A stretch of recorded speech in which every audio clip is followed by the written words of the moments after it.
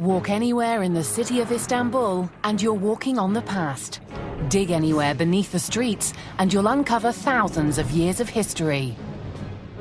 Most ancient cities have been extensively excavated, but in Istanbul, archaeologists have barely scratched the surface. Underground enthusiast Eric Geller peels back the layers of buried past. This is incredible.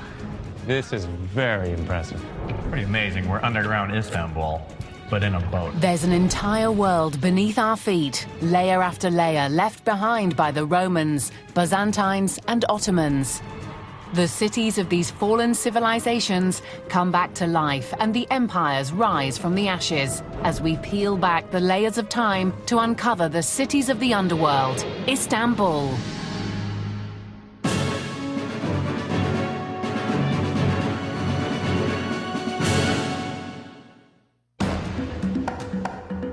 It's been called Byzantium, New Rome, Constantinople. This peninsula sits with the Marmara Sea on one side and the Bosphorus Strait on the other. It's the only city in the world that straddles two continents. Its strategic location made it vital to the rise, fall, and rise again of opposing empires. I'm Eric Geller. I'm in Istanbul, Turkey, and for centuries, this was the most powerful city in the world. But when you're on top, the only place to go is down, and down is where these empires went. If you dig anywhere, you'll find evidence of the fallen civilizations. There are cisterns and libraries, dungeons, hidden tunnels. There are entire cities buried beneath our feet. Now, we can't shut down today's modern-day city to excavate, but there are other ways to get underground.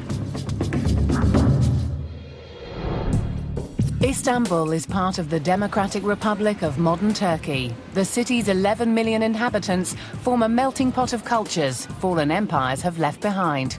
Everywhere you look, the past and the present collide. Taxis whiz by the 1,500-year-old Byzantine church, Hagia Sophia. Couples stroll by 1,000-year-old Roman city walls, and tourists marvel at the almost 400-year-old Ottoman Blue Mosque. In many cities, these would be the sights, but in Istanbul, it's only the beginning. We'll peel back the layers of time, modern houses, busy streets, and bazaars, to find a hidden history like no other.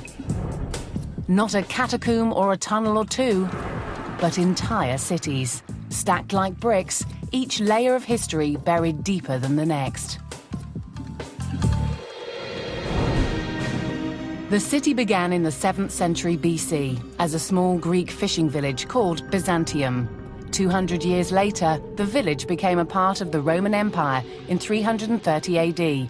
It was renamed Constantinople when Emperor Constantine moved his capital east, and the Eastern Roman Empire, later known as the Byzantine Empire, was born. For more than 1,000 years, the Byzantines flourished here.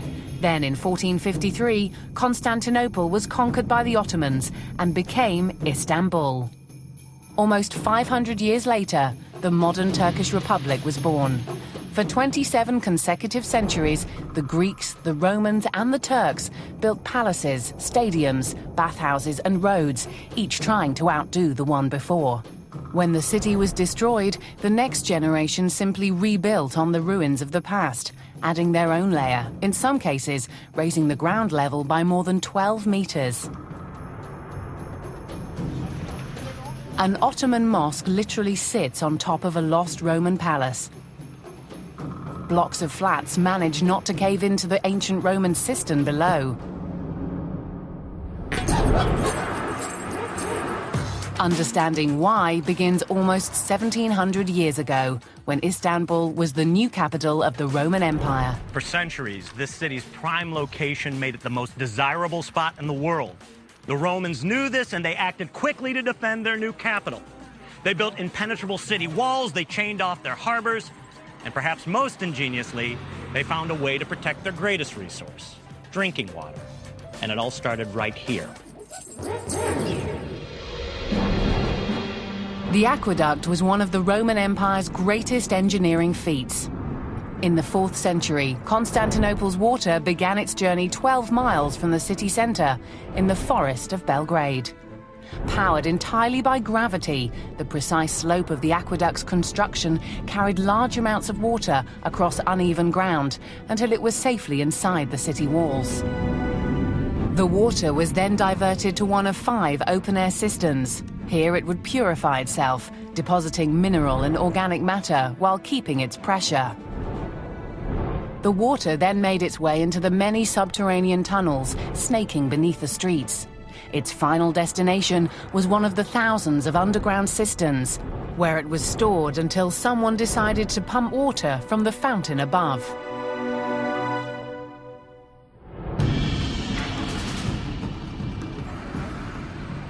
Historical guide Bora Sertbash Bora? Hi, Eric. How are you? takes us to the largest underground cistern in the city. Many believe that it was from here the emperor got his water. In a minute, you won't believe your eyes what you will see down here. This is a totally different life than what you've seen above.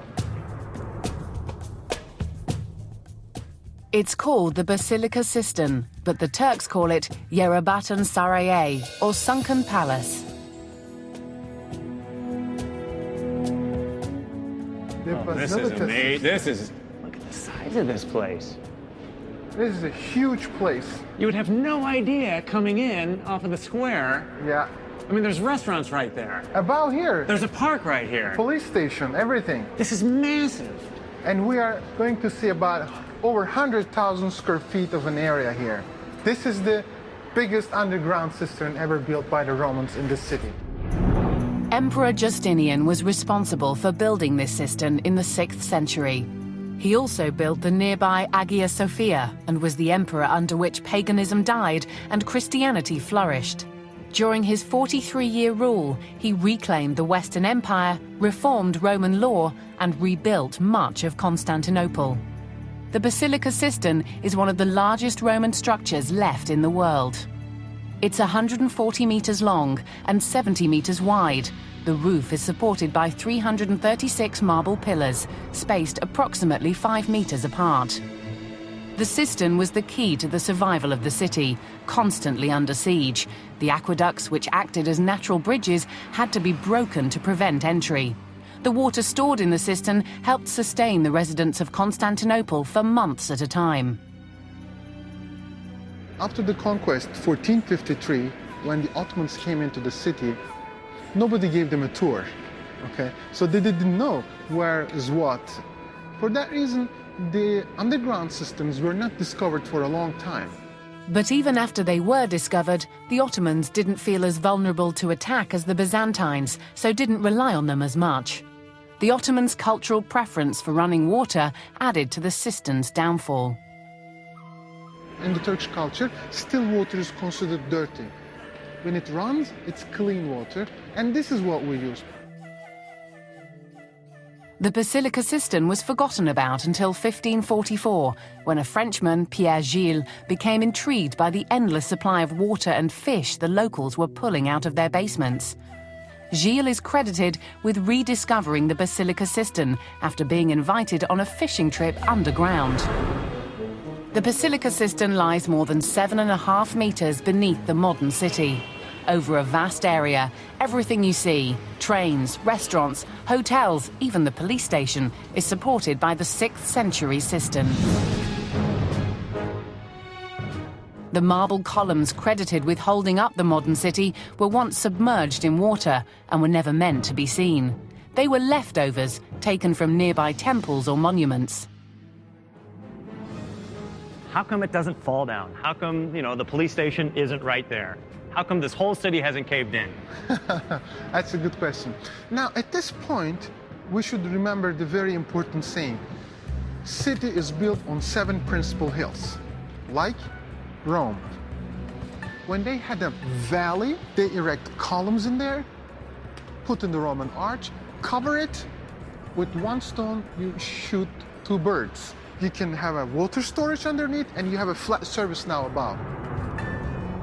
Approximately 1,500 years and 25 major earthquakes later, these columns still support the cistern and the city. But they were also intended to hide some of its secrets. So who is this fine person?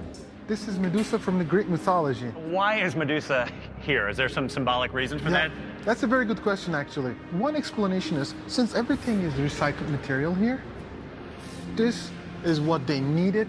They needed this size of a stone, they put it underneath, and they elevate it into the height they wish. But in Istanbul, there are always other reasons. Another explanation is 532 is the year the most Christian emperor Justinian is building across the street the Hagia Sophia, the biggest church ever built in the Roman period. He was a very religious person, and by burying Medusa, a pagan symbol, under the column, on the side, and there upside down, drowning her inside the water, he was giving a message that the pagan believes is helpless even to itself. So not only are they storing water here, but they're hiding the past. They're burying paganism at the bottom of the cistern. I couldn't say it better. Istanbul has been called the city of cisterns, and while the Basilica cistern is the biggest, it's just one of the hundreds of ancient holes forgotten beneath the streets. I would say even some people wouldn't know they have cisterns under their houses, and they're sitting on a heritage of 1,500 years old without even knowing it. Nakash is in the Old Quarter and specialises in quality Turkish carpets, pottery and jewellery, but their real treasure is underground. Owner Cengiz Korkmaz agreed to take us down. Yeah, you can definitely feel the humidity. This is our cistern area. Amazing. Amazing. Isn't that beautiful? It's It's amazing. an incredible place. A cistern of this size would normally require only about 8 columns for support, but this one has 18, indicating an important palace building probably had been above it, not unlike today. You've got a massive store above it, 20,000 square feet roughly. Yes. What kind of considerations do you have to do to preserve this cistern? Actually, in the process of building on top of the cistern, we really thought very carefully. We said we have to keep this place in authentic size and originality. So we did special kind of construction. It was designed by an engineer who came up with a groundbreaking way to build the huge building above while protecting the Roman cistern below. Instead of using reinforced concrete beams, they used steel, causing 10 to 15% less pressure on the structure below and 30% less than the older buildings once unknowingly built above the cistern. We built more than beams that we needed to distribute the weight of the building above, so not to give any pressure to the cistern. The main thing is that lighter weight, more columns to support it, steel columns. Exactly. 30 steel beams instead of the required 20 were used to distribute the weight. And the engineers angled the building so it didn't sit directly on the cistern. Only 8 of the 30 beams are in contact with the cistern. It cost over £1 million. Without the cistern, it could have cost half that. There's a lot of things underground of Istanbul. And I believe as much as we have on ground, we have much more than that underground of Istanbul. But they're all waiting to be discovered.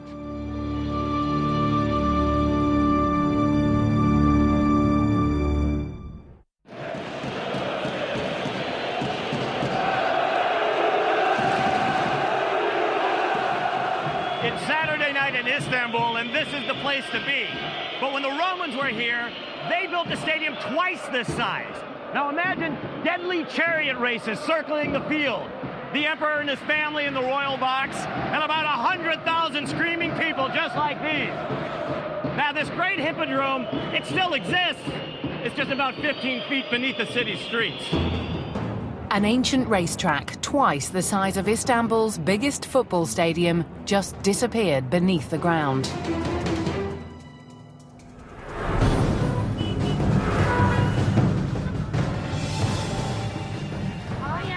Çimen Feliz Pasha is an historic guide in the busy tourist square of Sultanahmet in the Old Quarter.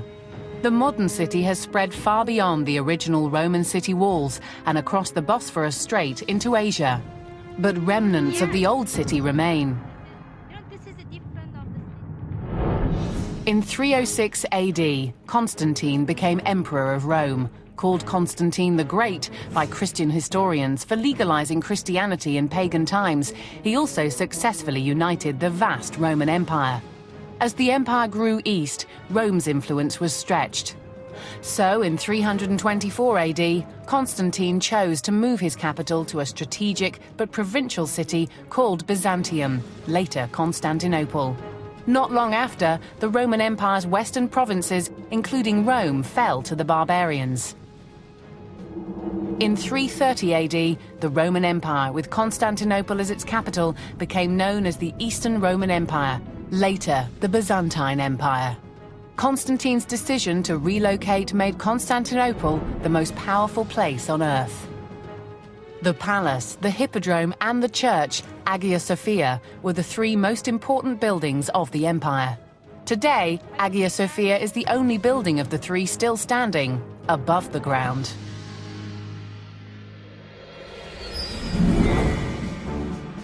The original hippodrome was built in 203 AD by the Roman Emperor Septimus Severus, but in 324 AD, Emperor Constantine began to expand the original structure to rival Circus Maximus in Rome. He added more seats, enough to fit 100,000 cheering spectators, and extended the U-shaped track.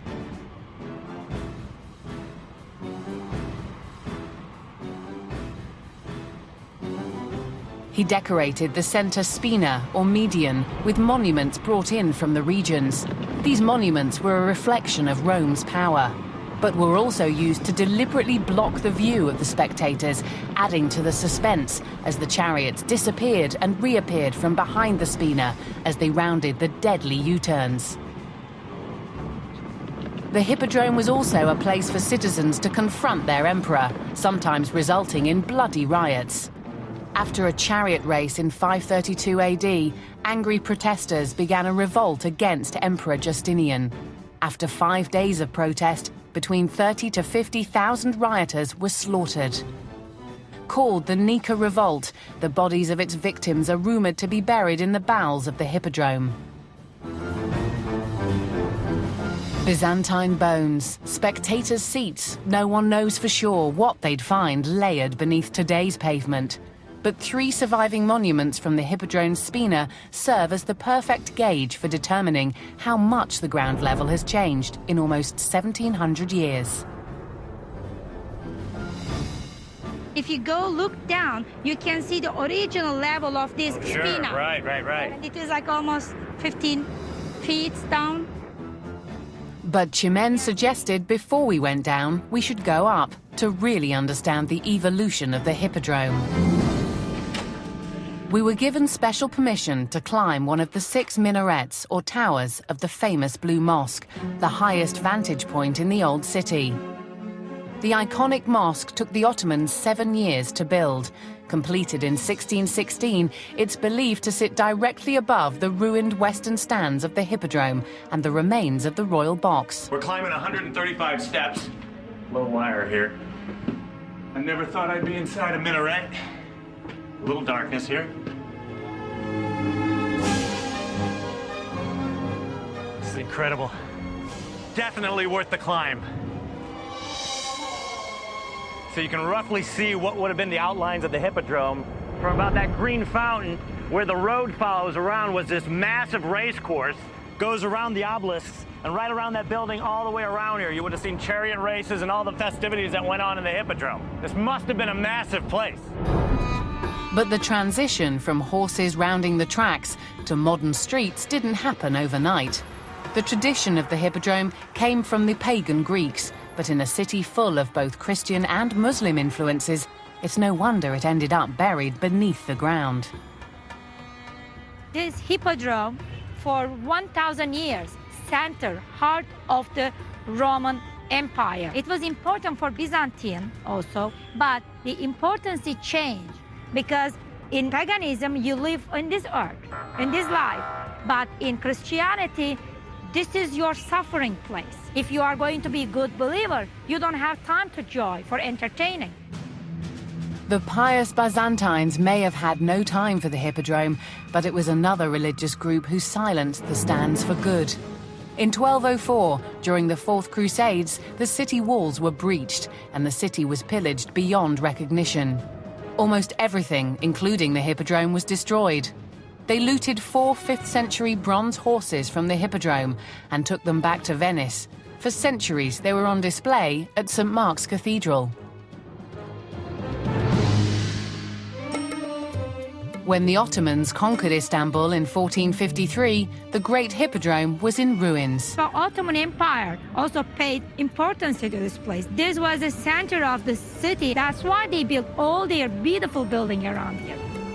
Much of the elevated ground level came about when debris from building the Blue Mosque was dumped to the side, right onto the old racetrack. Construction of other Ottoman buildings in the square did the same. So beneath the square, we'd find the racetrack of the hippodrome. But just a few minutes walk down a natural valley, Çimen showed us the only structural part of the hippodrome still standing. It's called the Sphendome. You see, this is a sphendon. This is the outer wall of the hippodrome. It has a curve, and when we have a curve and a higher platform, we call it sphendon. Today, on top of the Sphendome, sits a more recent layer of the past, Sultan Ahmet's Technical High School. This is a 3rd century wall. It was part of the hippodrome. And right now, its construction is so solid that it's holding up the school. Based on the Circus Maximus in Rome, the hippodrome was built into a natural valley. Engineers first closed off the south end of the valley with a U-shaped wall called the Sphendome. It rose over 40 meters and linked up with the stands, while the racetrack lay below on the valley floor. While the track was flat, the ground sloped down towards the Sphendome, creating a cavernous backstage, starting where the track ended and the Sphendome began. This area was rumored to be intact, and we'd been granted special permission to get inside.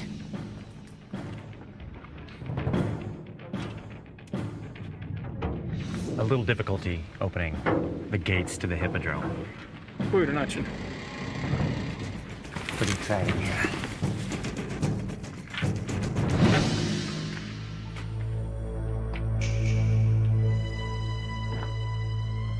We have some friends down here. We got some like little dung beetles or something. Whoa, whoa, whoa. What are we seeing here? It looks like actually... Like it's sort of naturally filled in on itself, like maybe the roof gave in. I can't tell if this was filled in or not. It's hard to get a sense. But this cave goes back further, but I don't think we're going to be able to get back there, at least through this way.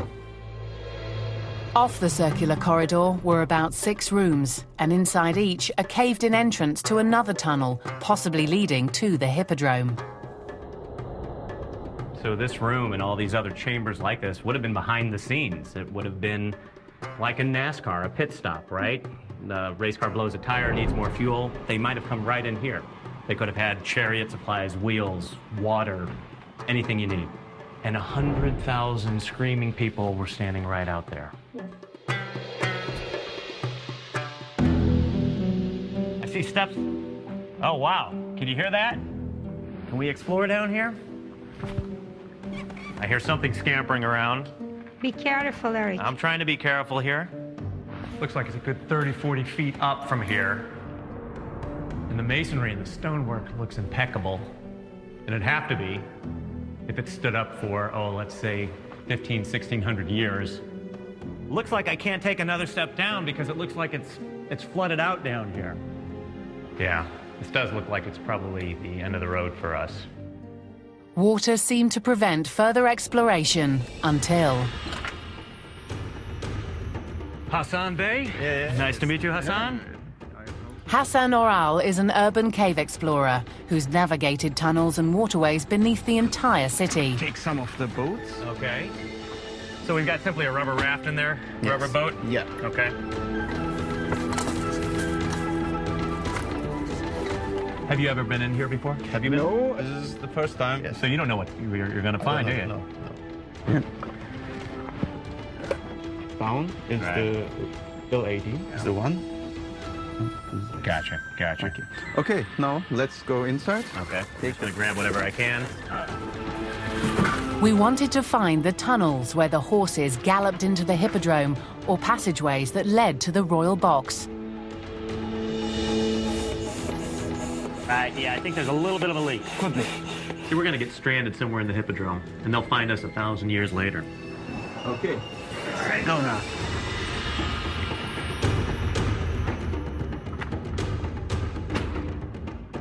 What do you think? Now, going on my knees, I'm guessing? Yes. Yes. To the knees, this is the best. Yeah. Okay. Good. Okay, can I have a Good. paddle? Here's a paddle for you. It's pretty amazing. We're underground Istanbul, but in a boat. And we're paddling through the hippodrome. And clearly you're getting runoff from pollution from the streets. It smells like feces. I mean, I don't know what's down here, but it's not very pleasant. But this used to be the center of the city. I mean, you hate to say it, but this very well could have been a toilet for the hippodrome, right? This could be ancient shit that's floating in this water. Seems like about every, 20 or 30 feet, we find a new chamber. There could have been supplies here, storage for chariots. I mean, it's big enough to be a stable. There could have very well been horses in here. This could have been where the athletes prepared or the circus entertainment. Looks like there's some debris over here. I can't even make this out over in the corner. It's concrete, not... That is concrete there. We had hit another layer of history. The wall was clearly not Roman or Byzantine. Hassan explained that the Ottomans turned the sphendum into a cistern for water storage. The walls were covered in concrete, and, based on the water everywhere, the cistern was still doing its job. So this is in our way, but we've got to see what's behind us. Yes, We've got to keep going, right? Yes, let's climb. All right, let us climb.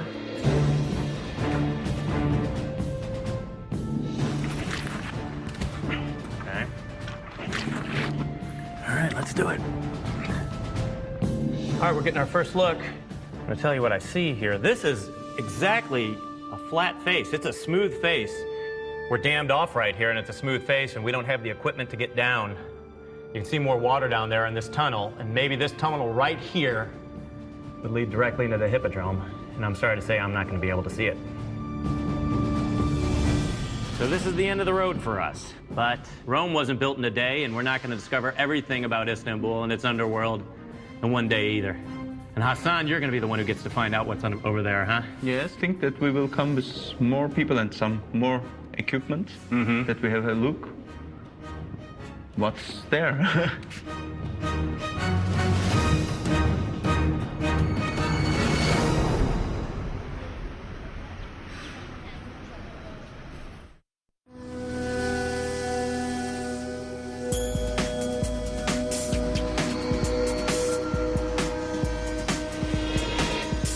Today we know this city as Istanbul, but almost 1,700 years ago this was Constantinople, the very spot that Emperor Constantine handpicked to be the new capital of the Roman Empire. Constantine wanted his capital to be bigger and better than Rome.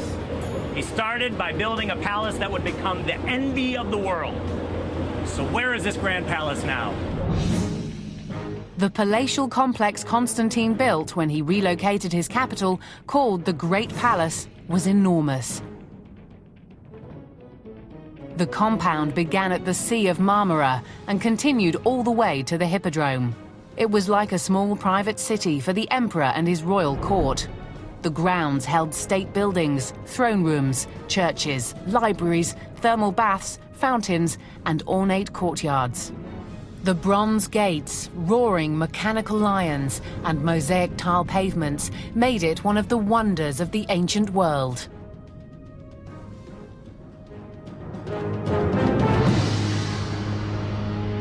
But towards the end of the Byzantine Empire, the royal family left this grandeur for a smaller palace further inland.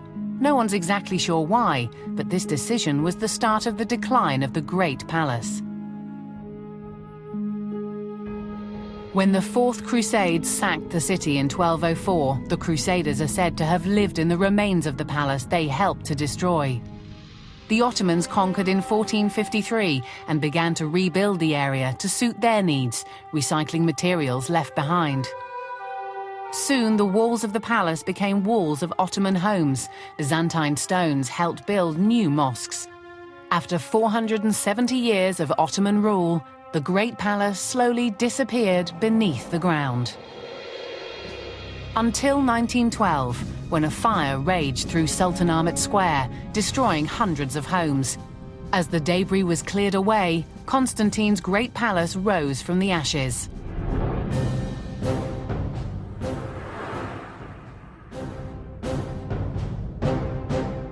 The fire helped unearth a 4th century palace courtyard and one of the best ancient mosaics in the world, commissioned by Emperor Justinian 200 years after Constantine first built the imperial palace.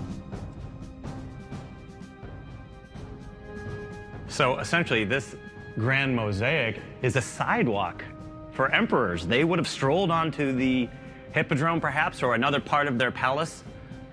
And you can see how gorgeous this is, how grand the palace must have been. It's not hard to imagine that Emperor Justinian himself followed the same path that I am, of course, on the mosaic. The mosaics were part of a royal peristyle, or enclosed courtyard lined with columns. The courtyard was part of the massive complex of the Great Palace. 2,690 square feet remain, about an eighth of the entire size of the courtyard. But 1,500 years ago, the mosaics would have covered approximately 20,000 square feet.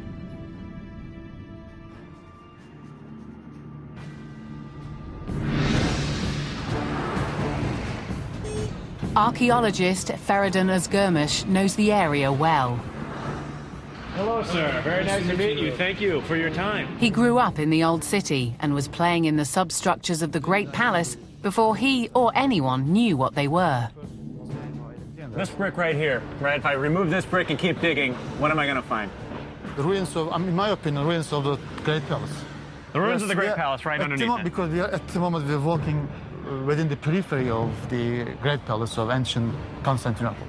He knows a part of the Great Palace that has never been properly excavated. Asia Minor Carpet Shop looks like all the other carpet shops on the street, but beneath its courtyard, an entrance was discovered.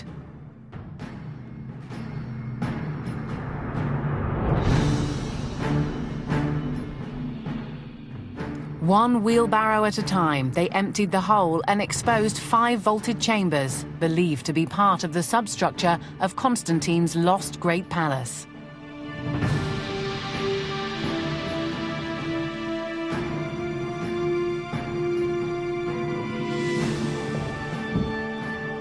This is very impressive. There are a lot of substructures like that in Istanbul. This is the substructure of the Great Palace. The throne room where Constantine greeted his guests was believed to have once been just above. The Byzantines are rumored to have kept wild animals here. Crusaders may have walked through these rooms. Later, the Ottomans are said to have used them as prisons. So I see you searching around this room somewhat frantically, but it's as if you're putting together the pieces of a puzzle. Bricks tell us a lot of things about the construction. Okay. And here? There are two different buildings here. One of them is that one. It's older, probably, in my opinion, probably 4th century AD, time of Constantine the Great, and this one is later, 6th century. If you look at the bricks, thickness of each brick may measure 6 centimeter or 7 centimeter. This was typical thickness of the bricks in the 5th and 6th centuries AD. It was an Ottoman wall blocking off a tunnel once supported by a Roman arch, later reinforced by a Byzantine arch. 3 empires all making use of the same space. 1,700 years of layered history. So it looks like just beyond this mound there's another arch that leads to another room. Another room, yes. 100%, yeah, another room. Full of debris like that. Look at this.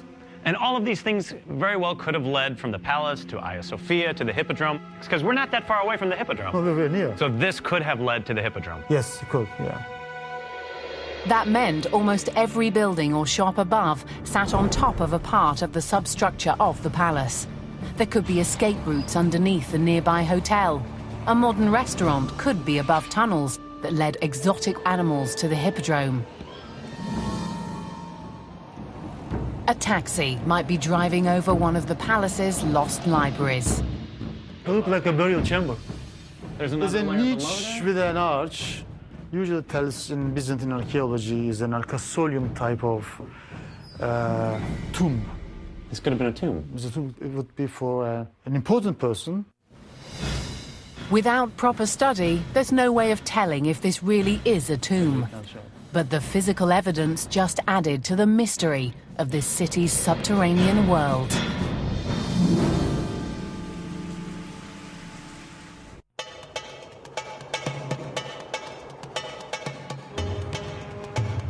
After almost 300 years of Roman, 1,000 years of Byzantine, and 500 years of Ottoman rule, Istanbul's underground is like a museum collection of exquisite cisterns, priceless mosaics, and secret palatial rooms. But these treasures share the soil with a more sinister side of Istanbul's past. Recently, in the quiet district of Balat, one of the Byzantine Empire's most brutal and notorious dungeons was found. Guide Ali Pasha and chief archaeologist Shirin Akunca agreed to show us the 12th century Animus dungeon. Watch your steps, watch your head as well. Where the most common form of torture was to burn out a prisoner's eyes.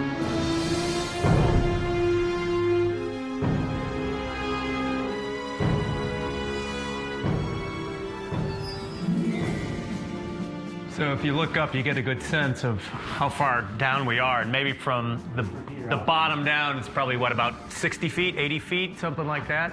I mean, you get a sense of how many rooms, at least just from off this view.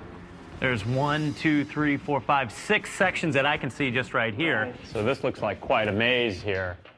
This nearly 1,000-year-old prison was an annex for the nearby Byzantine Tekfur Palace. Unlike the early Romans or Ottomans, whose rulers all shared a bloodline, anyone could become the next emperor of the Byzantines. Over the next 350 years, plots to kill the emperor were so common, he needed a place large enough and a punishment severe enough to hold on to his power. So what happens is to you, they start torturing you, they blind you, and they cut your tongue, they may pierce your eardrum, they may even castrate you. So they may keep you for forever here until you're nobody, nothing, just a kind of a creature, cannot speak. Not a pretty place to be. No, really. Not long ago, this dungeon was full of debris. Locals had heard of it, but no one could have imagined something so huge was buried directly beneath this 16th century mosque. The dungeon is shaped like a backbone. The long corridor that becomes wider towards the end resembles the spine, and the 12 vaulted chambers branching off on each side, the vertebra. The subterranean dungeon is believed to have ranged from 18 meters to 24 meters in height, with wood planks that have since disintegrated separating the floors. Rooms were approximately 3 meters wide and over 10 meters long. 12 Byzantine arches act as support for this underground structure, along with the rocky hill the dungeon was built into. Shirin Akunca has only begun to clear out one side of the dungeon. An identical wing is believed to be buried alongside. More is buried beneath Istanbul. And a worsening traffic problem became the catalyst to discover it. How are you, sir? Thank you very much. Murat Öztürk is overseeing one of the world's most ambitious public transportation projects. The Marmaray project adds over 200 miles of tunnels to Istanbul's underground. The end result will be the third largest metro system in Europe, and it's expected to ease the traffic congestion of the city by 40%. Öztürk shows us deep into the bowels of Istanbul's underground.